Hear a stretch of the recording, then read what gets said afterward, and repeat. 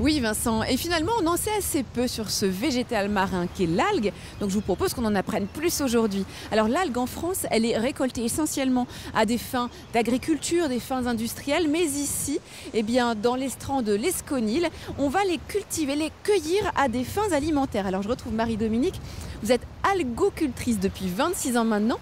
Qu'est-ce qui vous séduit, vous plaît dans l'algue? Mais ce qui me plaît dans l'algue, c'est ce que vous avez dans la main, c'est-à-dire leur couleur, leur texture, leur forme. Par exemple, ici, on a une saccharina. C'est une algue qui est de la même famille. Vous voyez, elle est complètement différente. Et je leur voue une véritable passion pour leur capacité à s'être adaptée au fil du temps, au fil des millénaires, et d'avoir suivi toute l'évolution de la Terre. Il y a toute une histoire derrière les algues en fait, hein. Oui, c'est vraiment nos végétaux les plus anciens et ça les rend complètement passionnants parce qu'elles s'adaptent tout le temps. Et si on était comme eux, ça serait assez intéressant. Alors là, ce sont des algues brunes. Juste là, moi, je vois une algue verte qu'on voit quand même beaucoup ici sur les plages bretonnes. Qu'est-ce que c'est? Oui, alors ça, c'est la laitue de mer. Ouais. C'est vraiment la petite algue qu'on peut consommer comme de la salade. Elle pousse à l'ombre de ses grandes sœurs, un peu comme dans les forêts sous-marines, à l'ombre des algues brunes. Et on va l'utiliser en alimentaire pour faire des salades, des tartares d'algues. Donc on les rince, on les prépare, on les hache et on va les assaisonner avec des petits ingrédients qui sont bien sympathiques. Rien qu'à la voir, on sent tout de suite le gros shoot de d'iode et de chlorophylle qu'on peut avoir avec cette algue. Complètement. Elle est très riche en magnésium, vraiment très intéressante. Qu'est-ce qu'il y a d'autre là qu'on peut trouver par Dans ici? les algues chouettes, c'est vraiment la dulce, Palmaria palmata. Donc une petite algue rouge, on voit bien la différence. Là, on rentre dans une autre famille, très intéressante au niveau alimentaire aussi. Et puis, ça, c'est une algue qu'on se transmettait chez les Celtes, de famille en famille.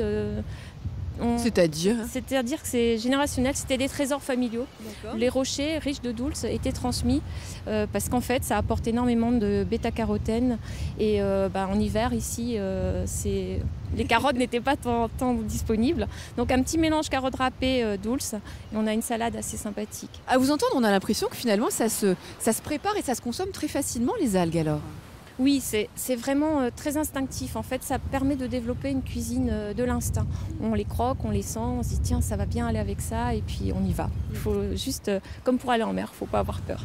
J'ai presque envie de goûter à tout. Bon, on se retrouve tout de suite avec Marie-Dominique pour en apprendre plus sur la culture de l'algue. Oui Vincent, alors comme vous pouvez le constater, j'ai quitté le bord de mer, le bruit des vagues, pour me retrouver dans ce laboratoire dans lequel notre algocultrice innove. Car depuis 3 ans, elle a décidé de se lancer dans la culture in vitro d'algues. Mais alors Marie-Dominique, pourquoi ce choix alors que juste derrière nous, nous avons la mer avec toutes les variétés d'algues que l'on a vues ensemble tout à l'heure? Eh bien, avec le recul de 25 ans d'expérience sur le terrain, on se rend compte que le changement climatique se fait très vite, que les tempêtes sont de plus en plus fortes, que certaines variétés sont en train de se raréfier. Et on s'est dit qu'on devait y mettre notre petite touche en proposant la culture à terre de certaines variétés d'algues. Car l'algue a énormément de potentiel nutritif, on l'a vu ensemble tout à l'heure. Donc là, concrètement, derrière nous, qu'est-ce que vous avez choisi de cultiver ? Alors on est parti sur l'ulve, qui est une petite algue, comme on a vu tout à l'heure, verte, pleine de chlorophylle et de trésors. Et on a décidé en fait de se mettre à la cultiver en bassin. Alors concrètement, ça se passe comment? Vous allez d'abord récolter de l'ulve comme ça? Alors on récolte des parents qui vont être mis à maturer. Ils vont y mettre des spores et ces spores, on va les récolter pour avoir une petite semence. Donc c'est la reproduction. Alors derrière nous, on peut dire qu'ici, il y a la semence des bébés algues? Oui, c'est ça. En fait, c'est le début du cycle. Donc on va les multiplier dans les bassins, dans les ballons au fur et à mesure. Donc d'un petit volume, on augmente progressivement pour arriver au bout de 2 mois jusqu'à ces petites étoiles. C'est magnifique ça, hein. Là, on a 2 mois. Qu'est-ce que vous contrôlez dans le milieu pour assurer la croissance de ces algues? Alors, ce qui est très important pour elles, comme dans le milieu naturel, c'est la température, le bullage, enfin le mouvement d'eau et la lumière. Après cette étape-là, qui est vraiment splendide, c'est fascinant, elles vont aller où, ces algues? Alors, on va les transférer dans des bassins. Elles vont revoir la lumière et les mouvements plus naturels de la mer dans des grands bassins où elles vont pouvoir s'épanouir encore pendant 2 mois.